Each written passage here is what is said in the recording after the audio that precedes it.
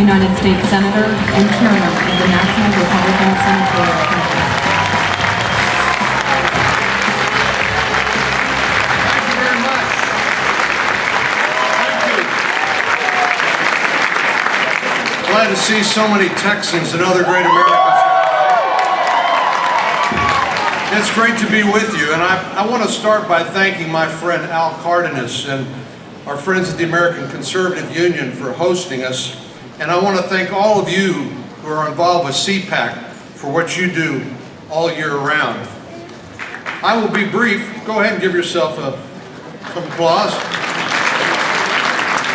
I'll be brief because I know I'm one of the last speakers standing between you and Sarah Palin. But I want to talk about someone who, to use the president's own words, enjoys his complete confidence. And of course, I'm talking about Attorney General Eric Holder. 3 years ago, when I was on the Senate Judiciary Committee hearing the Holder nomination, I was one of 2 Republicans who voted against his nomination.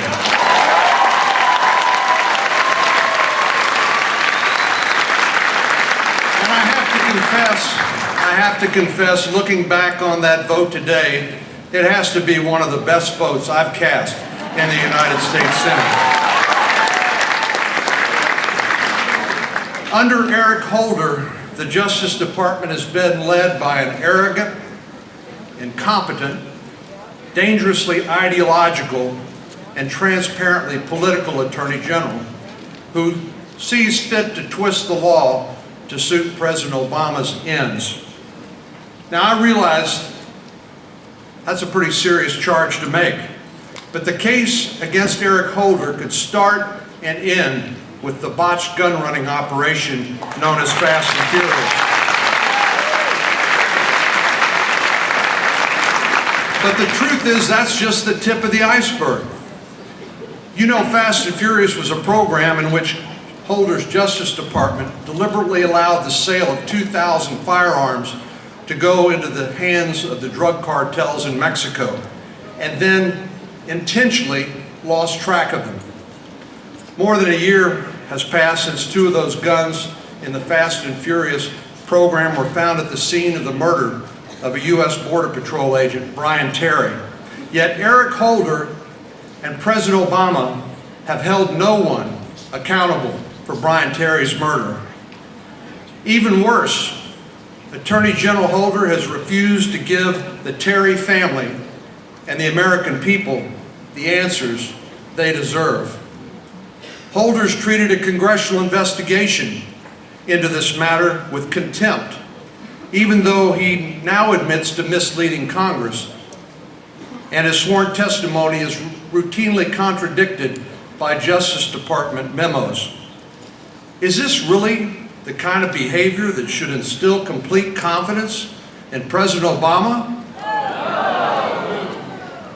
Well, if I could choose one word to describe his conduct, it would be outrageous.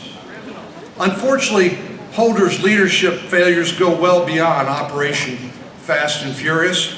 Let me recite a few more items in Holder's litany of shame. Thanks for that. Let's talk about his objections to common sense requirements like voter ID laws.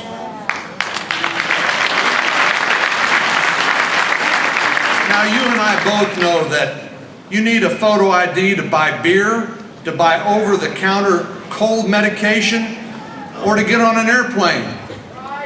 By the way, did you know that if you went to the Department of Justice, where Eric Holder works, that before you could gain admittance to the office, that you would need, you guessed it, a photo ID? Yet Eric Holder has the gall to compare voter ID laws to literacy tests and poll taxes. In fact, the United States Supreme Court has decisively ruled in favor of the sorts of voter ID laws that Eric Holder is disparaging. I find it a little unsettling when the chief law enforcement officer of the United States isn't aware of controlling Supreme Court authority.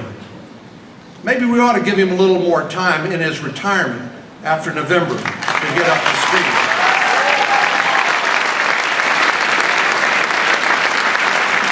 I firmly believe that voter identification laws are necessary to safeguard the integrity of the ballot.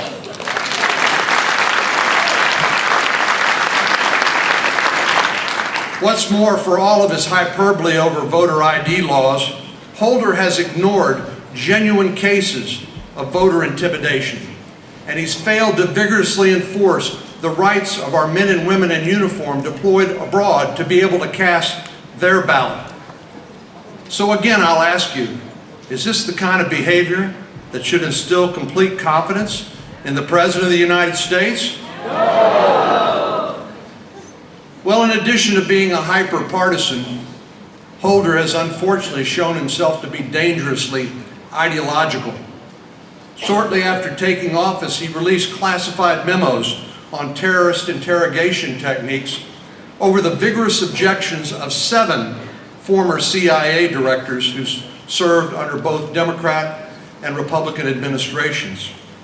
Simply because he didn't agree with the Bush administration anti-terrorism policies, Holder decided to provide sensitive information to our nation's enemies and to give our allies fresh cause to worry about our trustworthiness. Even worse, he undercut the very patriots tasked with help keeping us safe. But he didn't stop there. After releasing these memos, Holder launched a politically motivated investigation into several CIA interrogators, despite the fact that career Justice Department officials had previously recommended against prosecuting them.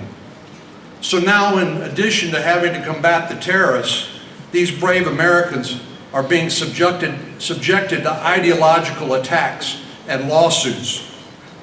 So I'll ask you a third time, is this the kind of behavior that should instill confidence in the President of the United States? I agree with you, it is very wrong. Playing politics with the war on terror is absolutely unacceptable.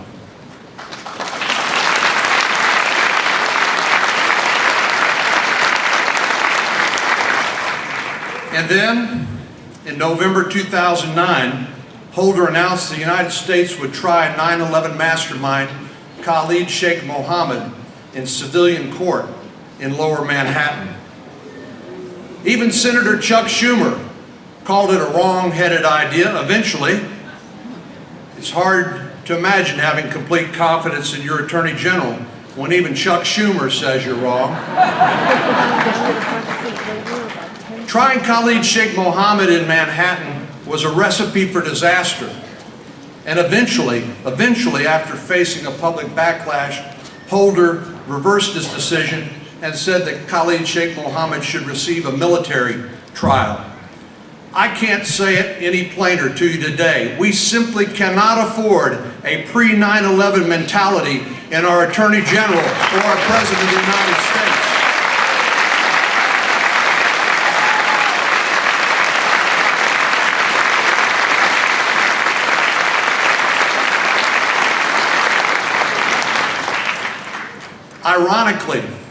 Ironically, Holder and the President have no hesitation at using drone strikes to kill terrorists without a hint of due process, yet they wring their hands over capturing, detaining, and lawfully interrogating these same terrorists to gain actionable intelligence and to stop future attacks. Then there's Holder's determination to close the detention facility at Guantanamo Bay, even though Congress has, for many good reasons, banned these terrorists from American soil. You'll recall at one point, Holder even considered moving these Gitmo terrorists to Michigan, something that was called the Great Lakes Gitmo. So I'll ask you one last time, is this the kind of conduct that should instill confidence in the President of the United States? Thank goodness he didn't get his way. Holder's record on Gitmo, the KSM trial, the CIA interrogators, and the Justice Department memos demonstrate that he's more concerned with satisfying President Obama's radical left-wing political base than he is doing his job.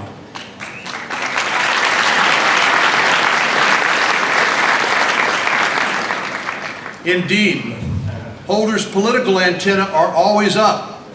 How else do you explain his position on the Defense of Marriage Act, known as DOMA? As you recall, President Obama and Eric Holder have refused to defend the constitutionality of the Defense of Marriage Act, even though it passed with overwhelming bipartisan majorities in Congress, even though President Clinton signed it into law, and even though it enjoys broad support from the American people.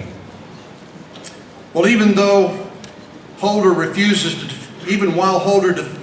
to defend DOMA, his Justice Department is busy defending unconstitutional overreaches like Obamacare and like the President's recent bogus appointments to the Consumer Financial Protection Bureau and the National Labor Relations Board.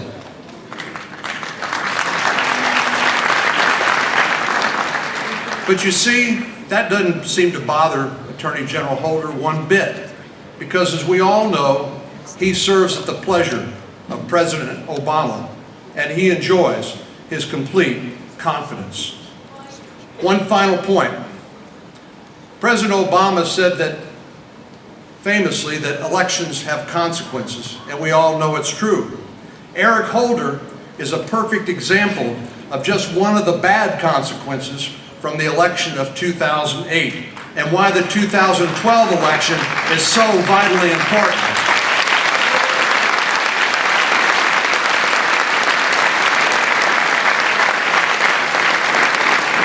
When you elect a liberal president, when you elect a liberal supermajority in the United States Senate, you get a liberal attorney general like Eric Holder. So the best way to get a new attorney general is to get a new president and to get a new Senate majority, which we will with your help in 2012.